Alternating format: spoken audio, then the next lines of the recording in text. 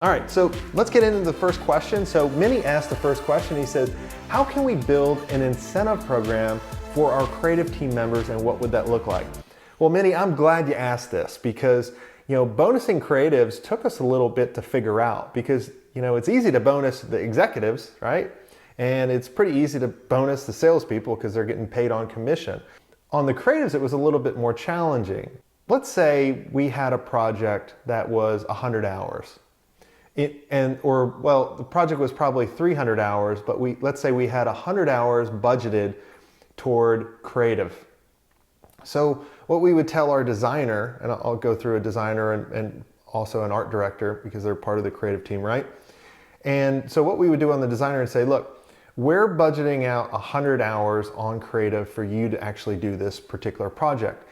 If you come under that, so let's say you do 80 hours and everything looks great and you're only spending 80 hours, we're going to bonus you on the profit. So basically what we're going to do is, you could do it a couple different ways. You could say, all right, that was a profit of $2,000 for the company that you finished faster. So you're going to get a $1,000 bonus at the end of the quarter. And what we're going to do is we're going to take all your projects from that quarter and calculate them up. So let's say he only did 2 projects, or he or she did 2 projects. One, he made the company $2,000. The other one, he lost the company $2,000. It's a wash, no bonus. The other situation that could happen is maybe the company doesn't hit their 90-day goals for the quarter. If that happened, we always communicated that to our employees. If that did happen, it was a wash. No one got a bonus because we wanted to build a team atmosphere. If the company's not hitting their goals, no one else should get a bonus because everybody contributes to that. And then what you'll find too is as you're doing this, everybody will try to pick everybody up, or they'll try to weed out the weak. And you don't want a weak player. You don't want those C players, right? You want to get rid of them. C players and below, get rid of them. B players, you can always get them to an A player.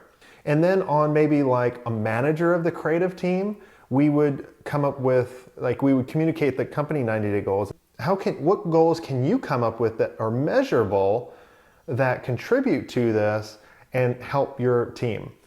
Efficiencies, it could be employee retention, employee happiness, client happiness, all that kind of stuff. As long as you measure it and you come up with some kind of metric so it's not subjective.